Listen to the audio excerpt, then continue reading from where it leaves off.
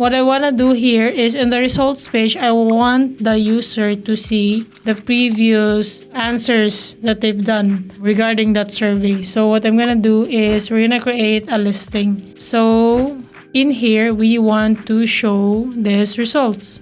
Hi, Danica here, and in this video, we are gonna create the Jet listing for the results log that we just recorded earlier. So in the past video, we created the CCT and created the post submit action. So if you have missed that, watch the previous video so that this one will make sense. So what we're gonna do is we're gonna create a listing and add new.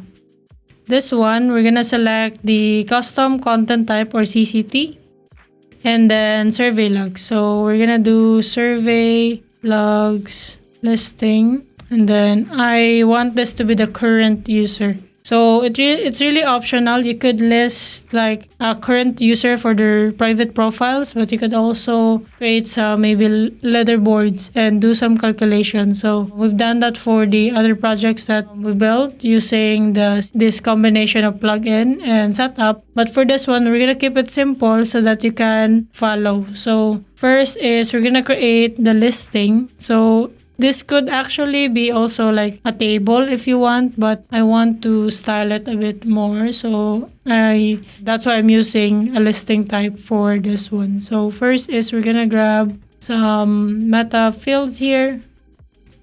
Okay, so let's just do 4 column, and I'm gonna grab dynamic field.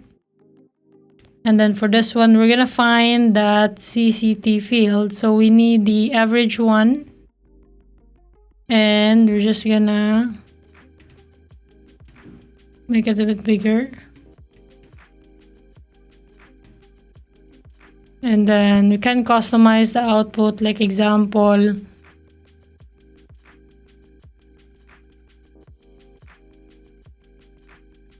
So like that, average one.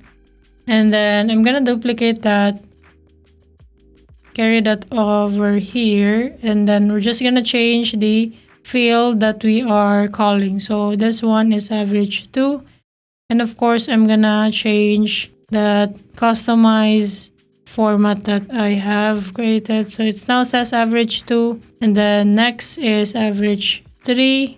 Change this to average 3. And then last but not the least is the overall average.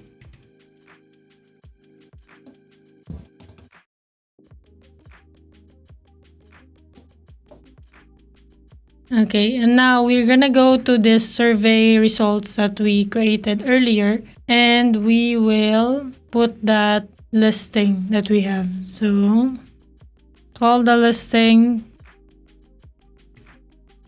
And then we're gonna do the survey logs. And I need it to be only 1 column. And yep, that's it. So if I check this out right now, I can see this was the first take that I did, which does not have the decimal point. So remember, we needed to change the meta field type for that. And then the latest one, we now have the decimal point. I'm also gonna add the date. So I'm just gonna, let's just say I'm gonna color this in white. And then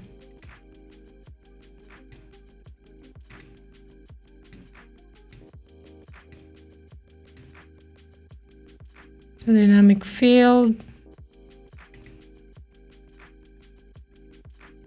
And then create the date.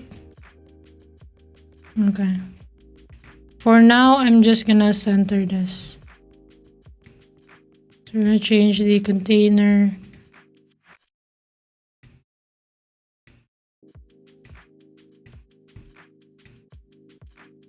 And then refresh. Okay, so we have those different dates that when we took the survey. Of course, you can change this to a more human readable format, but for this testing purpose, we're just gonna leave it that way. We're gonna proceed on. I want to show you to only list the ones that the current member did. Okay, so let's just try to log in as a different user, so that I could show you one example for that. So if I log in. Okay, so I'm now logged in as a different user, and I'm going to try to take the survey so that we could create a filter in the listing so it only shows whatever history or the recent activity that current login user only. So we're not going to show the other activities from the different users, so only for the current user. So if I try to answer the survey, then submit. So as you can see, I can see like the other results from the other takers. Now we don't want that for this example. So we're gonna filter this one. So I'm gonna go back on the page. So example, this one.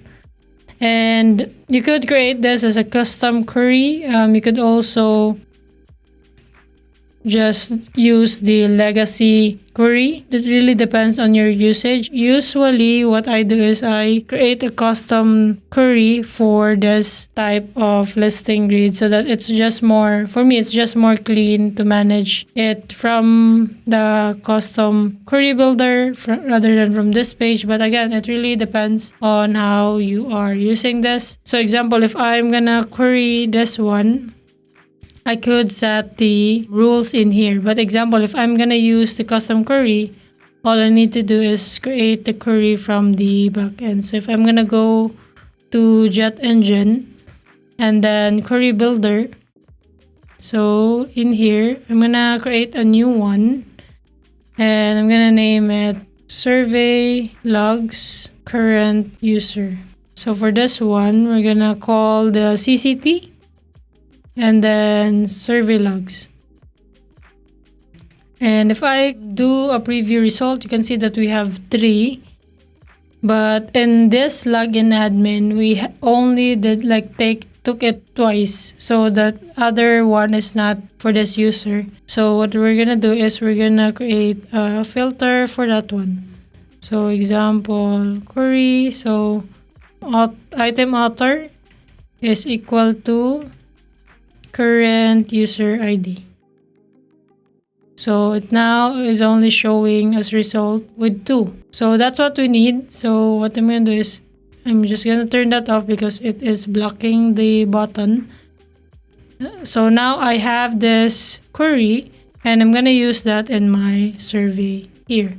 So I'm going to refresh the page so that I can see the new query that I created. So I'm going to edit this. Custom query, and then survey logs equals current user. So as you can see, even in the preview, it changed and only showed the 2 items that I took as an admin for this survey log. So if we're gonna go to the other test account, it should only show 1, and that is correct. So that's how you create a listing, and of course how you could create a query.